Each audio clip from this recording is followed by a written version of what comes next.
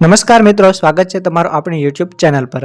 મિત્રો, તમને ડિજિટલ ગુજરાતમાં સ્કોલરશિપ લેવા ઈચ્છતા હોય તો તમારા માટે અપડેટ ખૂબ જ અગત્યની છે। તેમજ જો તમારી સ્કોલરશિપ આવી ગઈ છે તો સ્કોલરશિપ નથી આવી અથવા તો ફોર્મ ભરાઈ ગયું છે અથવા તો ફોર્મ ભરવાનું બાકી છે, આ વિડીયો તમારા માટે ખૂબ જ ઉપયોગી છે। તેથી વિડીયોનો અંત સુધી જોજો જેથી કરીને તમને માહિતી મળતી રહે। તેમજ કોઈ પણ ક્વેરી હોય તો મને કમેન્ટમાં પૂછજો, હું ટ્રાય કરીશ કે તમને આન્સર આપી શકું। મિત્રો, તમે સ્ક્રીન પર જોઈ શકો છો તે મુજબ આપણે અત્યારે ઓફિશિયલ વેબસાઇટ પર છે ડિજિટલ ગુજરાતની, જ્યાં તમે કેટલીક અપડેટ છે તે જોવા મળે છે। સૌપ્રથમ તો છે એસટી કેટેગરીના વિદ્યાર્થી માટે કે જો તમે હજુ સુધી ફોર્મ ભરવાના બાકી હોય એકેડેમિક યર 2025-26ના તો પણ તમે ફોર્મ ભરી શકો છો।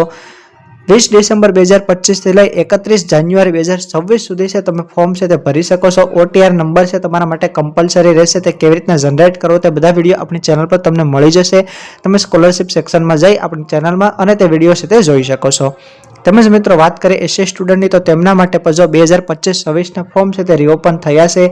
15 ડિસેમ્બર 2025 થી લઈ 15 જાન્યુઆરી 2026 સુધી છે તમે એપ્લિકેશન ફોર્મ છે તે ફિલઅપ છે તે કરી શકો છો। મિત્રો, આ હતી અપડેટ એસસી અને એસટી સ્ટુડન્ટ માટે, પરંતુ ઓબીસી અને ઈડબ્લ્યુએસ કેટેગરીના વિદ્યાર્થીઓ માટે શું? તો મિત્રો, તમને અહીં જોઈ શકો છો તે મુજબ કોઈ પણ પ્રકારની અપડેટ નથી। ઓબીસી અને ઈડબ્લ્યુએસ માટે ફોર્મ છે તે રીઓપન થયા હતા, પરંતુ છે તે ટૂંકા સમયમાં બંધ થઈ ગયા હતા અને ઘણા બધા વિદ્યાર્થી મિત્રો હજી ફોર્મ ફિલઅપ કરવાના બાકી છે। તેથી તમારા માટે ફોર્મ છે તે આગામી સમયમાં આવી શકે છે એવી સંભાવના છે। અથવા તો તમે અહીં જે વેબસાઇટ પર નંબર પર આપેલા છે તેમનો પાસે તમે કોન્ટેક્ટ છે તે કરી શકો છો ગાંધીનગર ખાતે, કે ભાઈ અમારા છે તે ફોર્મ ક્યારે ઓપન થશે, સ્કોલરશિપ ક્યારે આવશે। તેમજ હવે સૌથી મોટો પ્રશ્ન છે કે સર અમારી સ્કોલરશિપ છે તે ક્યારે આવશે, બરાબર? તમારી જે સ્કોલરશિપ છે તે ક્યારે આવશે, ઘણા બધા વિદ્યાર્થી મિત્રોને એ પ્રશ્ન છે।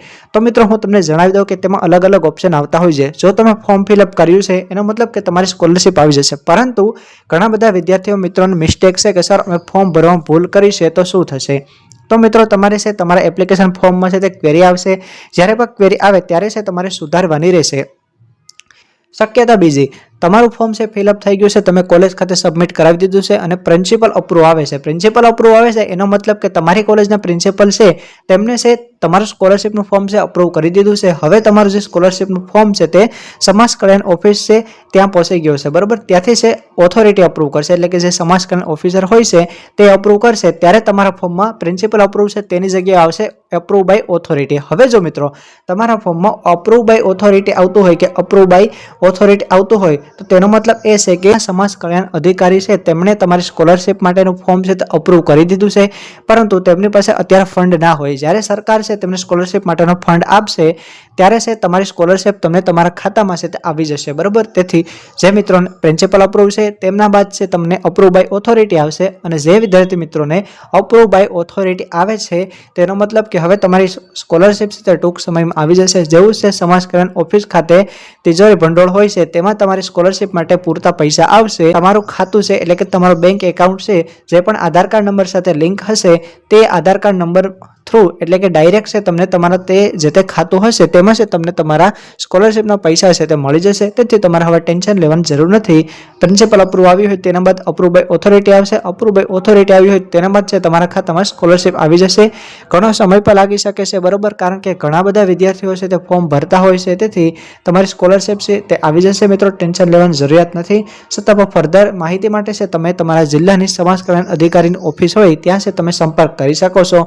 તેમજ ગાંધીનગર પર તમે છે તો ફોન કરી અને છે ક્વેરી હોય તમને તેનું સોલ્યુશન છે તમે મેળવી શકો છો। વેબસાઇટ પરથી તમને છે નંબર મળી જતા હોય છે। તેમજ કોઈ પણ બીજી ક્વેરી હોય તો કમેન્ટમાં પૂછજો। તેમજ સ્કોલરશિપની આવી અદ્યતન અને લેટેસ્ટ અપડેટ માટે છે તમે આપણે YouTube ચેનલ છે તમે મિત્રો સબસ્ક્રાઇબ કરો। વોટ્સએપ અને ઇન્સ્ટાગ્રામ પર પણ તમે મને ફોલો કરી શકો છો, જેથી ત્યાંથી પછી તમને જરૂરી નવી ઇન્ફોર્મેશન છે તમને મળતી રહેશે। તેમજ આ વિડીયોને તમારા મિત્રો સાથે પણ શેર કરજો, જેથી તેમને પણ માહિતી મળતી રહેશે। કોઈ પણ ક્વેરી હોય તો કમેન્ટમાં પૂછજો।